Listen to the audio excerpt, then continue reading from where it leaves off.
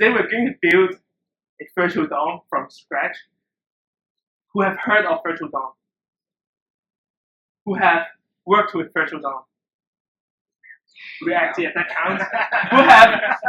who have implemented a virtual DOM by yourself? No? Okay, that's great. Oh, there's a few hands over there. Okay, but that's great. So we always talk about virtual DOM, right? And we always use, well, we know that virtual DOM is amazing. We always praise about it, but nobody actually knows what that is. So I'm going to demonstrate, well, first explain what virtual DOM is, and then I will try to implement one for you. But I need to do it fast because I only have 30 minutes according to the plan. But I might overrun a little bit. Let me do a timer and try not to overrun, right? Stopwatch. Best of both. Right. So virtual DOM. So who knows what a DOM is? Right. A DOM is just, for example, if you have a div, then you have a DOM, right? So a virtual DOM is just plain object that represent the DOM structure, right? That's it. So let's do that, right? So so to start, I'll just go to my temp directory and then create vdom and go into that.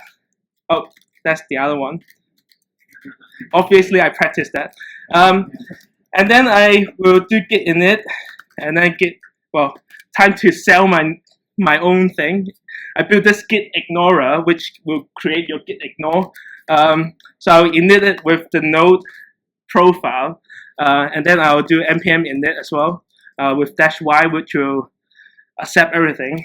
And then let me turn on tmux, right? Read up. Okay, so now we've got some files, and let's do our first commit, initial commit. Awesome. So as I said, so there's a few dependencies that we want. Well, actually just one. That is the parcel. Have any one of you heard of parcel bundler? There's a few. So parcel is just Webpack, but no configuration needed. So you just install parcel bundler. Okay, so while it's installing, let's create this source directory with the index.html. So what we're going to build today is an app. If you can't hear me, just shout, right? And if you can't follow anything, just shout the question that you have in mind, right? So we're just going to build this simple HTML structure. And by the time, I hope that parcel will be installed. So we will source this main.js.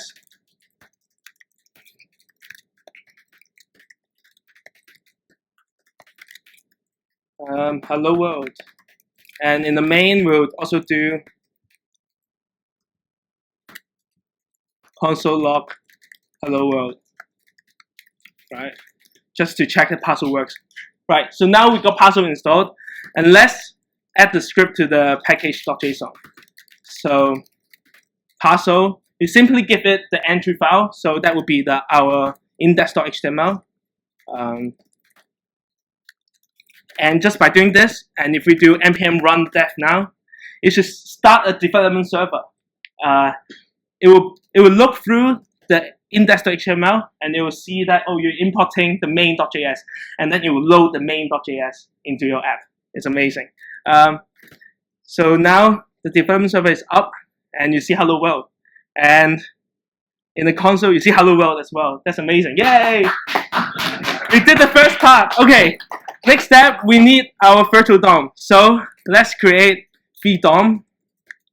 And in the vdom, so in virtual DOM, well, basically virtual DOM is just a plain object, right? So we can do whatever to represent it. So we can say v-app, our app. So the DOM to represent our app is just with some tag where the tag name is div, and then we have some attributes where the ID is app, and we have some children. Say we have hi, something like that. Hello world, something like that. So this, we've built a virtual DOM. This is a virtual DOM. It's just a plain object, right? But in React or Vue, you'll see this h function, right? The h function represents create element. So let's build that function. So what create element does, what it does is it will just take in the tag name and take in some options, and it will return you some virtual DOM. So the virtual DOM, as I said, is just plain object. So it will have the tag name, and it will have some attributes, option.attributes, let's say. And then it has some children, so options.children. Right, so here's the create element function, nothing special about it. So, so here we can make it nicer by destructuring the stuff. So let's do that. Right, and by doing this, now we can import the create element from our vdom/create element. And then we can replace this part by the create element function. So we'll say diff, and then in the options, we'll say attributes will be ID, app, and children would be nothing for now. And then let's console log our virtual app. Oops. Right. And if we go back to our browser, refresh, and there you go, our virtual DOM. Yay! Is there any questions so far? What I did, it's just simply creating a plain object, right? Right? Nothing special. So this is virtual DOM basically. And next, we need to put our virtual DOM on the page, right? So we need to render the virtual DOM into actual DOMs, right? So let's create that. So let's say we have a render function. So let's talk about what we want, right? So we want to somehow import some render function, and with the render function, we'll put in our virtual app, and what it should return should be something, a DOM, right? So for this talk, I will prepend all the DOM variable with a $sign. Has nothing to do with jQuery, don't worry. So it's just names, right? So I'll do $app that represent the actual DOM of the app, and then we will try to log the app. Right? It wouldn't work now, but we'll build the render.js. So what render.js does is render. It will take in some virtual node, and it will do something. And let's export that. Export default render. Right? So what we want to do is basically look at the tag name, right? So first of all, let's create the tag name first. So let's the element would be document.create element. So this will create the actual DOM for you. We'll pass in the tag name, which is vnode.tagName. And then there's attributes and children, right? So we loop through all the attributes by doing for const. We have the key and value in attributes, right? So we can do objects.entries to get an array of all the entries in the object. Everybody okay with that? So we'll do vnode.attributes, right? And then we'll just do set attribute to the element with the key and value, and this should set the attribute. And if we go back to our site, well, it still doesn't work. I don't know why, but anyway, let's go on. So we have some attributes, right? And then this will set attributes, and then we need our children, set children. So again, we loop through all the children for child of vnode children. So children is just an array of virtual DOM, right? So we can just render child. So that by leap of faith means when you use recursion, you just assume that the function that you're defining works. This is how recursion works. So you just assume that render will work for all the other virtual whatever, and then this should give you the child that is a actual DOM right? And then what you do is you append this child to your element. Oh, and then you return L. I think that will work. What does it say? Let's have a look at the error. Oh, it's probably some issue with the caching. Ah, it works now. Told you. Parcel sometimes doesn't work so well. It's kind of stupid. Okay, but anyway, as you can see, we have logged our actual DOM. Yay! So let's test that our children works, right? Because now we don't have children. So let's create element again, and we'll put an image this time. Let's source from Jiffy. That's my favorite placeholder for images. This looks cool. Why does it go to another image? Okay, anyway, let's use this cat. Okay. Oh, should be comma. And let's save this and go back to our app. And we see an error. The reason is because we haven't put our children. So we are trying to destructure children, but we are not passing the children. So let's give it some default values, right? So the default of children would be empty, and the default of attributes would be a empty object. And the options could be empty as well. So let's default the whole thing to an empty object, right? So is there any problem with this part? Any question? Just shout, right? Although I don't have so many time. So, okay, let's go on. So now we have created our, yeah, it works. Oh, where's the source? That's weird. Oh, it should be attributes. It should be like this. We go back, refresh. Yeah, there we go.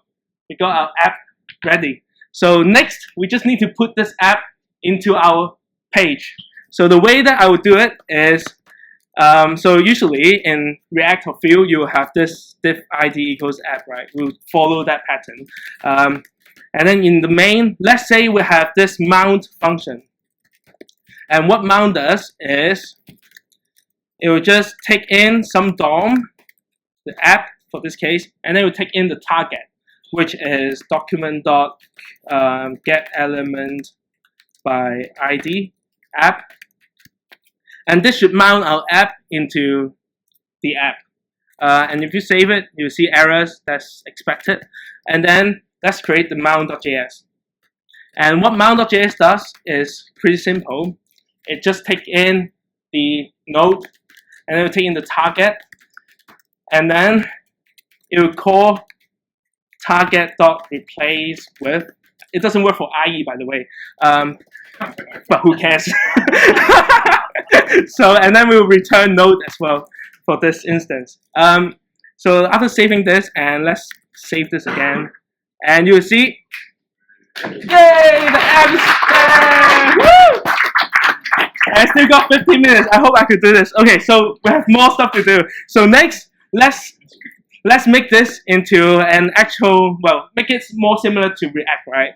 So say in React, a component will take in some props. So let's say this is, instead of v-app, we'll say create v-app, and it will take in some props and say it's count, and it will return an element. And let's use that count somewhere. Say data count is count, and try to put some count here. Oh, let's pass in the string. So it might seem weird here that we are passing an actual string while we are expecting some virtual node, but actually there are two types of there are four types of nodes, but I'll only focus on two currently. So there are two types of nodes. The first, I'm talking about actual DOM. So the first node is test node, which is plain text. So this is what's representing it. The second one is element, where you have some image or div or whatever. So this represents the test node, and this represents the element node. Is that clear? Questions? No? Okay, go on. Right. So, So we need to handle that in our render function because we haven't handled that, and you should see error here. Yeah, the error is irrelevant, but anyway. So so if we go back to our render, and now we know that this render function is expecting either a string or a virtual element, right? So what we can do is let's rename this function to be virtual lm, and rename this. Let's destruct this because lm has tag name anyway, and x and children, and we're going to do this. Oops. Oh, I think that will work. I think that's the same function. I just rename it to render lm, and then we'll redefine render. So render will actually take in the virtual node, and if the type of the virtual node is a string, then what we'll do is we will return document. So the way to create the actual test node is by doing create test node. Not obvious. So this will create the test node, and otherwise we'll just assume that it's a virtual element. If they're not passing in virtual element, it's their fault, it's not ours. So we'll do render lm v node. Right. So this will handle two types of rendering. The first is the test node. The second is the element. That's awesome. And if we go back here, and if we save, and we go back, and if we refresh, it says v-app is not defined because we've changed v-app to create app. So now let's define v-app to be create v-app, pass in some count, and say the count is is 0. If we save this, refresh, there we go. We see the count here. Yes! Alright, and we see the count as well. That's good. Okay, so next thing. Okay, where am I now? Okay, next thing. So when the count is, so let's set an interval, right? Interval. And let's set it to every second. This is millisecond, by the way. And for every second, what we will do is we'll mount the thing again. This time to some, because mount will return. Do you remember what mount will return? Mount will return the node, the first DOM. So what we'll do is we'll let the root element to be this, and then we'll do root element to be this. Yeah, so we need to redefine app again. Actually, for this instance, let's be easy, make it quicker, and do create the app count, and we need to increment our count. So does it make sense? Is it too quick? We're just creating another virtual app and render it, and then mount it, right? So now for every second, as you can see, it's blinking, and the problem. So now, when every second, the whole app is being rendered and replaced again. So do you guys see any problem with this? The problem is, I'll show you. Say this is a login form, right? So we have some inputs. And save this. Go back here. We see the input. And we try to type our email. And because every second, the input is being replaced, so you will lose focus. So that's a feature. Oh, it's a feature. That's right. That's right. It's not bug. It's just a feature.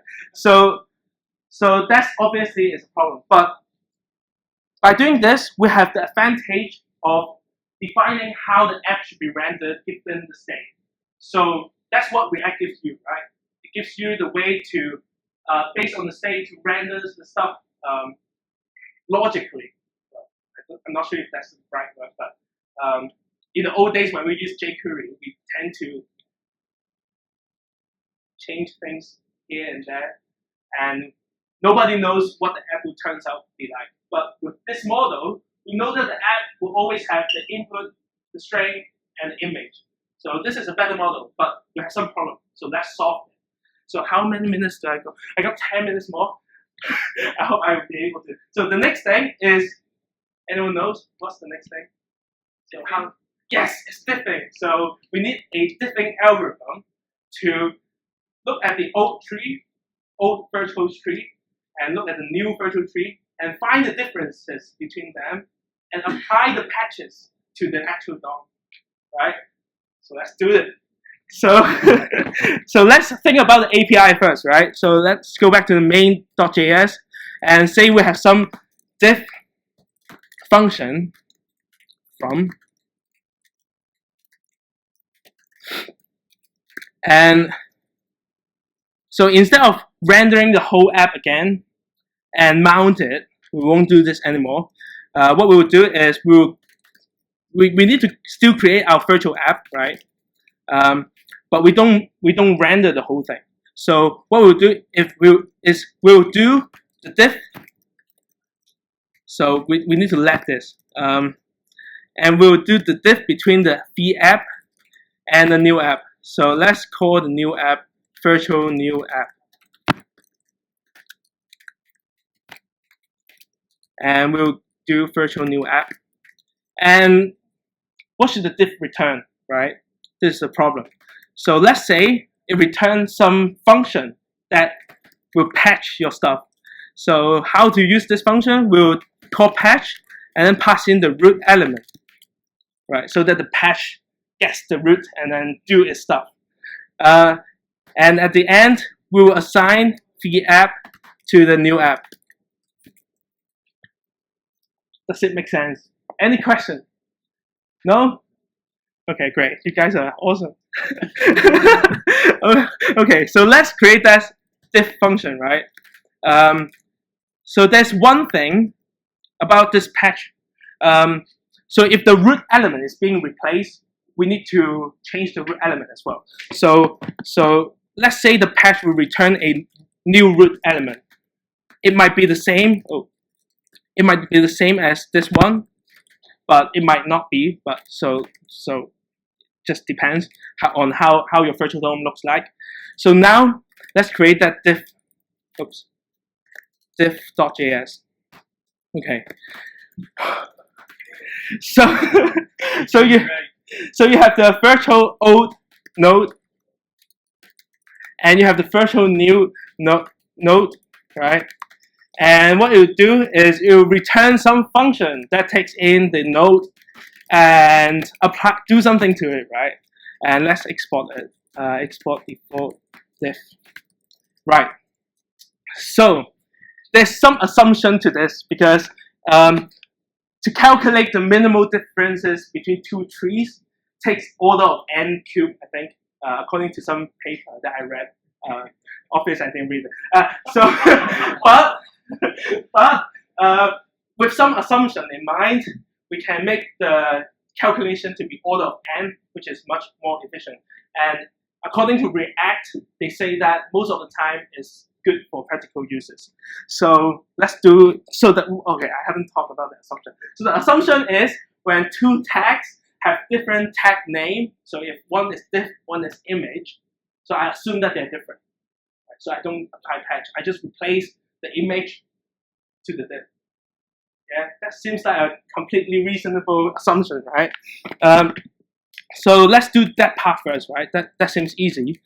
So if v old node dot tag name is not equals to v new node dot tag name, then we'll just return a patch which takes in the node, and it will replace the node with, well, we need to render the new node now, right? And we need to import the render. Import render from render. Right? This part is the, well, it's not base case, but it's I don't know what guard clause. We have a guard clause here where when two tag name are different, then we'll just return a patch that replaces the new node with the old node. But remember, the patch function returns the new root node. So we need to return the new root node. So new node will become this, and we return new node. So this will match our API. So next thing is, well, it's obvious that if the new node is undefined, I know that's not the right way to do undefined, but let's do it that way now. And that's obvious, right? We just, well, remove the whole node because there's nothing there anymore. So we just remove it and return undefined. Make sense? Cool. And okay, so if we skip those two cases, now what's remaining is the attributes and the children might be different. So we just need to diff the attribute and diff the children. Simple, right? So so we'll somehow diff the attributes. So we'll pass on the old attributes and the new attributes, and we'll diff the children by passing the old children and the new children. Oh, children.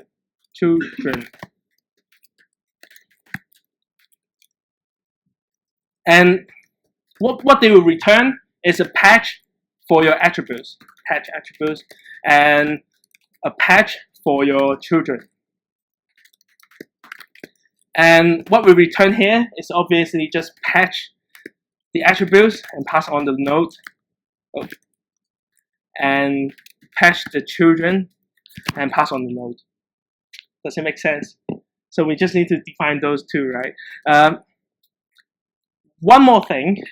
Remember, the virtual node could be either the virtual element or the virtual string. So now we're only taking care of the virtual element. So, well, before defining these two diff x and diff children, let's handle the easy case, which is string. So if either of them is a string, let me write that out. If the type of virtual old node is a string, or the type of new node is a string, then we need to deal with them differently. What we'll do is, well, if they're both, there might be a case where they're both string, right? If they're both string, then we check if they're equal. If they're equal, well, actually I should check if they're not equal. Yeah, if they're not equal, then I will just return a patch where I will do these lines actually. I'll render the new node and replace the old one with the new one. Because in this case, they're not the same string, right? It could be a few cases, right? They're either not the same string, or one of them are string, the other one is not string, or the other one is string, or this one is not string. But anyway, we just replace the old node with the new node. Does that make sense? Yes. Oh yeah, that's right. That's right. Thanks for pointing that out. I intentionally do that. It's a feature, not a bug. I intentionally do that to see if you are awake. So, okay, so there's an else case as well. If they're the same, then we just return a patch. That does nothing, right? Is it? Yeah, we just do nothing. Yeah, that's it. Return undefined. That's better. So we handle the string case. Okay, now go back to our diffing attributes and diffing children. I'm going to overrun, by the way. Sorry. Oh, that's fine. So let's do diff attributes, right? So what diffing attributes does is it will take in two attributes, the old attributes and the new attributes. And what it will do is, so think about it this way. So you have the old attributes and new attributes. So you set the new attributes anyway. So just loop through the new one and set to the element anyway. And you have some old one. So you just need to look through each of your old one and check if it's in the new one. If not, then remove that. Makes sense, right? Okay, cool. So let's loop through the new one. Object entries. And what we'll do is we will return, well, actually, we need 2 patches. So let's have an array of patches. And we'll push a patch to it. So what it will do is it will do node.set attribute, key and value, and return the node itself. Make sense? This sets all the new attributes. And then set new attribute. And then we want to remove the old attributes, right? So we loop through something again. We'll loop through the old attribute this time. And if the key is not in the new attributes, then we'll push a new patch that will do node.remove attribute. Remove the key and then return the node again. As you can see, we don't need the value here, so just do k in old attributes. Make sense? So now we have all the patches, and we just return a wrapper patch that will patch everything. So we do a for const patch of patches. We'll just call patch, passing in the node. Make sense? This will patch the attributes, hopefully. And let's test if this actually works. If we comment out this part and save this, and if we go back here and save this again one more time, and look at the, well, why is it only blinked once? Okay, there must be some problem with my, let me have a look. I haven't returned the node, that's why. Let's save this again. Oh, save this again, go back. Applause. Oh, come on, guys. We're doing minimal change. That's exciting, isn't it? That's amazing. Guys. So next, we just need to deal with the children. But we don't have so much time. Am I allowed to overrun a little bit? You've got to go. Okay. So I'll do the rest. Okay, so I'll be quick, I promise. So next, we just need to diff the children, right? So let's go through the children. So let's uncomment these. Right, so we're going to diff the children. So let's define the diff children. So what this diff children does is it will take in the old virtual children and it will take in the new virtual children and it will do something to it. And it will return some node. It will return a function that returns the node again. Obviously, because we need to match the API. So now, what we want to do is, so you can think about children like this. So the new children might have different length, and the old children might have different length. So, so you can basically look through all the old children first and diff it to the new one. So, right. So if it's the case that new children is shorter, then we'll diff existing one with undefined, but we handle that already in diff. So we'll remove these, right? Does that make sense? And if the other way around, if the new one has longer, then we just do all the old one, diff all the old one, and there are some additional nodes that those are special cases that we need to handle. So there are only 2 cases. The first one is, the first loop is to look through all the old children and do diff, and they will handle themselves. And if there are some additional nodes, we just loop through each additional node and add them to the element. Does it make sense? I'll show you. So the first loop, we loop through each old child of old children. And what we want to do is, well, we have some children patch, well, child patches, right? And okay, now I cannot use for of loop because I will lose track of the index. So let's do. Actually, do you guys know about the sit function? Have you guys heard of the sit function? So sit is just taking in two arrays and sit them together. Does that make sense? I'll show you. It's very easy to understand.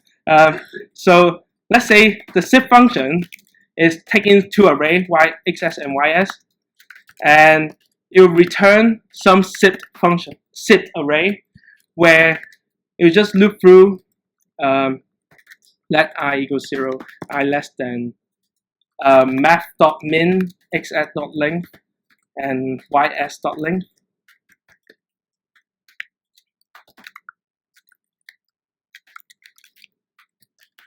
And it will loop through whichever is shorter. And then what it will do is it will push an array with the ith element and the ith element in the ys and return the zip. Yeah, so it's like sipping your arrays. Yeah, makes sense. Makes sense. So whichever is shorter, the output array will be as short as that one. Yeah, cool. So let's do it. So now we can zip the old virtual children with the new virtual children, right? And if we zip them up, we'll have old child 1, new child 1, old child 2, new child 2, and up till whichever is shorter, right? So if we zip them up,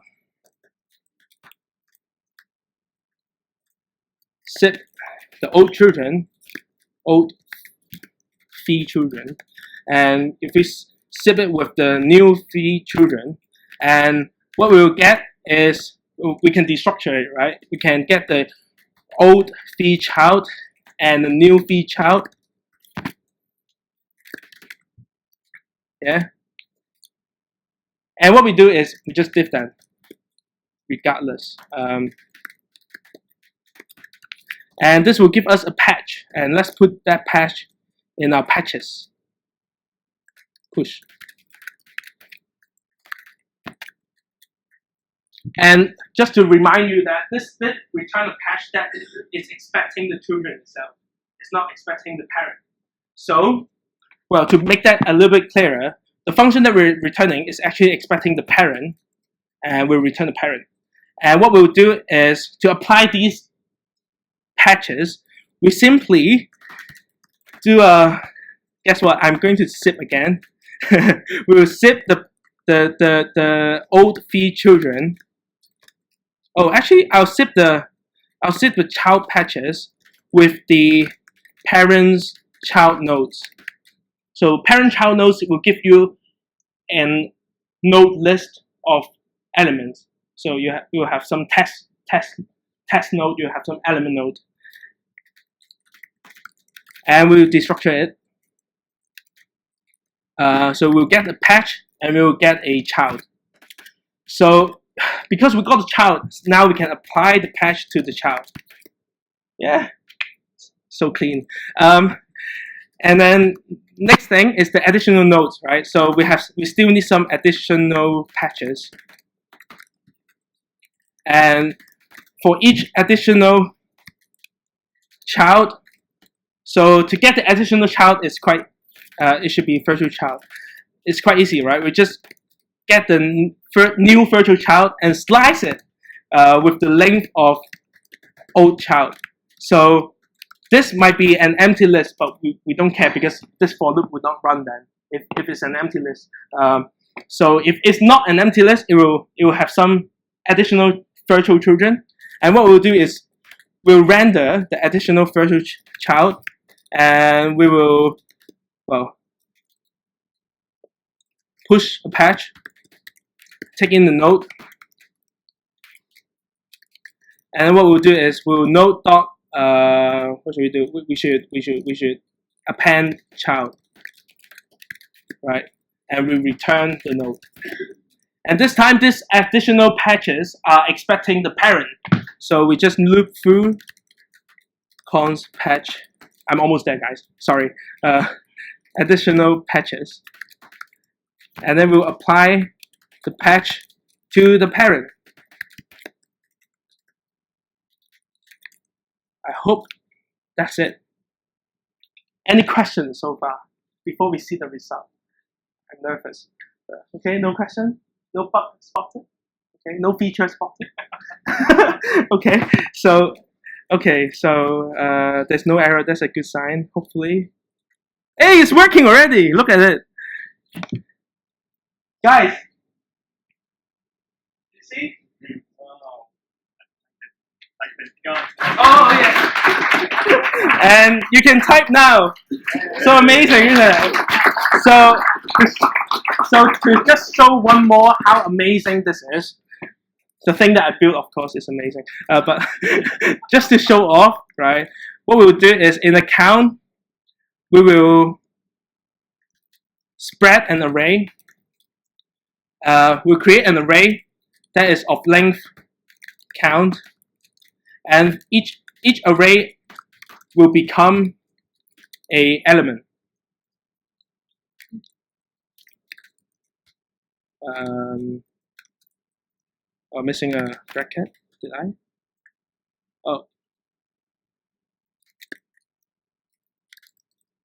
That's right. Okay.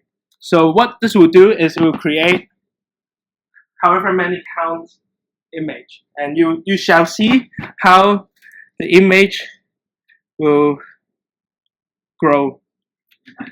And as you can see, we're doing minimal changes. We're just appending images. So that makes it, well, fast, you would say. And say if the count, one more thing, sorry. We can, instead of incrementing the count, let's do some random stuff. So let's put a random 10. Put a random integer in there. So what will happen is every second it will have some random number of images. And as you can see, sometimes it should shrink down. It should. Well, okay. That's great. There's some problem with my code. There's some feature in my code, but that's the idea behind Virtual DOM. I hope you enjoyed it. Thank you.